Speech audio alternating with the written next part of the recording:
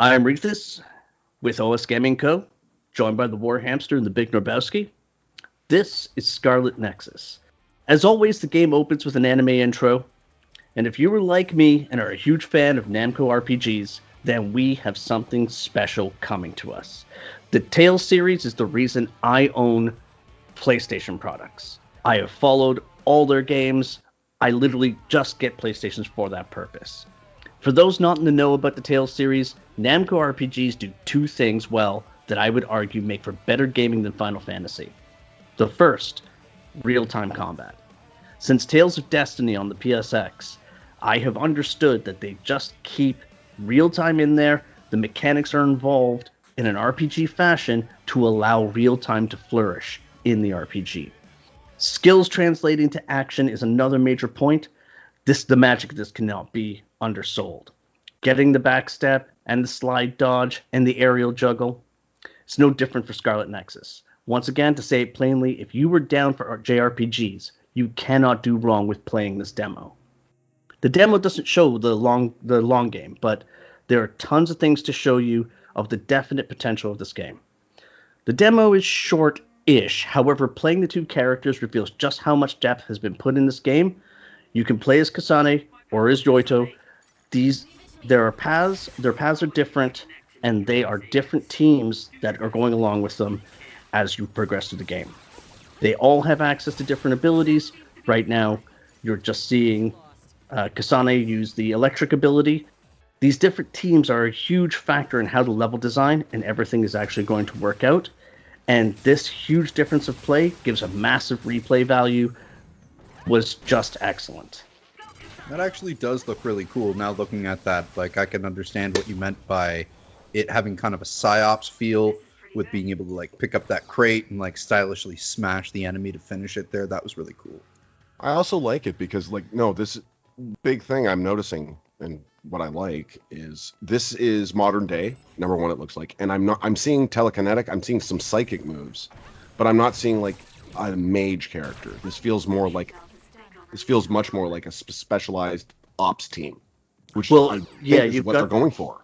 Yeah, you've got this ops team, and if you're looking at the footage just right now, you're watching Kasane use the velocity ability, which is basically like this slow down time feature. And we're just going to watch it actually go through that. Okay. And these four abilities, you borrow them from the other characters in your team. So as you see, I'm trying to run forward, I'm trying to dash forward, I'm trying to attack forward to reach it, and I'm not reaching it, it's just flying away from me. So this ability helps me counter that, but I can use it on anything. So here's the slowdown, now I get it down. Now, if I'm smart, I deactivate the velocity because it's already down and not moving, and now I'm going to just fucking pound it to death. And then you've got your criticals if you get it, if you do the crush, so you crush its armor kind of thing, and then you can do a special critical finisher.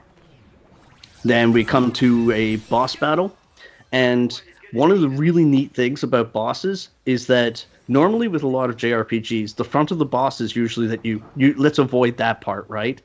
No, you will see her get kicked in the face by his hooves, by his back hooves, whenever, like I'm dodging the charging part of it. There. Oh yeah, I see. Yeah, so the creature actually fights as if it is in 3D space, understands 3D space. Also, The crates that are there are an obstacle for you. If you trip over the crates, well, that's too bad for you. You get stuck running into crates and stuff. It slows you down, and that can put you at the creature's mercy. And there, I just took one to the face. The funny part about her is that her daggers are still close combat, even though it seems like it's ranged. But when it comes to Yoito, the sword, you are really in there. It's not even remotely like I'm fighting from a distance or like she was. She has enough of a distance that gives you just enough leeway that you could get out of there. Yeah. Also, you have to be constantly on guard. I assume there's obviously guard techniques or abilities that allow you to like quickly move around it. Yeah, I see. Ooh.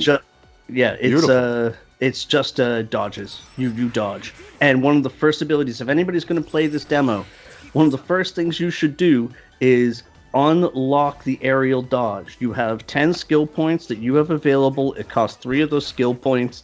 It is hugely beneficial to have. Oh, but no, big thing there. With a game did you like see? this, Did you yeah. just no? Whoa! Did you guys just see what he did? Mhm. He put his sword away. The fight was over, and he put the sword away. I don't know. That is a big thing to me. I don't like it when I'm constantly going around a map. It really actually starts to irritate me when I'm in a game and I cannot put my weapon away. Normally, And the way put he one does right it at you, too. Sekiro. You know what's you know what's super funny? When I first saw him do this, where his sword was placed on his back, I was like, Yeah. "How the hell's he drawing that?" And then I realized he's Psychic powers. using his telekinetic powers to pull it keeping, out. yeah, look at it. Yeah, perfect. Telekinetically, like doing that little nice swirl, poosh, right on the back, waiting for him. It's nice because they've actually put in a story reason for why they didn't bother to animate the sword like holstered. Oh, to they his hold back her and why hilt? it's Yeah. floating behind it. Now, here's an interesting thing. You'll notice that I'm doing the uppercut and I'm missing, and it's because I'm not locking on. Now, is it an However, automatic lock on, or is it like actually have to be manually initiated? it is manually initiated unless you land a hit. And then If you you- stay on that target. Then you stay on that target unless you Perfect. choose to switch it. Okay. However, I like you that. can manually lock on at any time. When you're not locked on, you always move towards the nearest enemy, and then your attacks will keep you moving towards that enemy. That was what that happened there. Like I missed him with the uppercut, but then my 2 slashes took me into him. The other Yeah. part of the telekinetics is as long as you have that TK bar, the purple sound-looking bar there, that's just growing as I'm beating him, I can use the truck and what have you to stop him from attacking me, to close the distance. To me, Yutoi was more fun than playing Kasane. Kasane just seemed so overpowered. Being able to go invisible, being able to go super speed, and then being able to summon all objects around you at the same time to do massive damage, she is really overpowered compared to Well, him. no, it's not even that. You'd have the same problem I would have, which is why do I have knives? I can just TK everyone with cars. You have wanna to use the a knives to sword. repower. You know, it's because you want to use a sword. I want to use a sword too. That was cool. So, his abilities is 1, teleportation, which is traversal. That is not useful in combat. I have not found a use for it. It's really hard to use mid combat. Yes, it does activate with the same as the dash button, so it could be useful, but it also runs out really quickly when you have it activated in combat. Also, if you dodge and keep running forward, that's when you're going to sprint like this. And I'm beginning to feel the game. As you can see, I pass through that barrier without any awkward stopping. So the game can flow super smooth. Mm-hmm. And that's pretty standard usually. Like with a dash and a lot of JRPGs that are real time, you see that it launches people into a full on sprint. And here's a really cool thing. They put things outside of your reach. And I wasn't sure I could make this because you can't double jump this. But I can jump, dash, and then double jump it. And go pick clip up the those levers. items. Exactly. Game breakers are going to love this one. So, obviously, like there is Static environment. Yep. a whole bunch of abilities. I'm doing a lot of killing without using the executions because I was really just trying to make sure that I can maximize damage as I'm running around. Get a little lost there, but back into it. And as you see, I just did the dash thing so I could run faster, makes traversal easier. Now here I was trying to figure out something because I bought something and I didn't actually know how to use it. Okay. I had a down smash attack after I had them in the air. You see how I keep dropping him? I'm not actually executing the final piece. You'll see later that how to do it, but it's hold the Y button. Hold while in the air after after your couple of slashes. So that was on me just not understanding what the hell I was doing. Dude, it's your first time. Relax. Yeah. But so his abilities are pyrokinesis, so his sword becomes fire and does burning damage if they catch fire, which is not as useful as Kasane again because the electric thing actually seems to kind of stun the enemy as opposed to fire, which just may catch them on fire. And when it does catch them on fire, how's the damage over time? It would have to be a DPS. Not significant. Not significant enough to make up for the difference. Of what? You always need to know you need more dots. Lightning more stuns? Yeah, lightning stuns. seem better. I'll take stuns every time over. Except for you don't have a choice. The way the levels are set up is that they're set up for the character to have this party. So she won't get teleportation.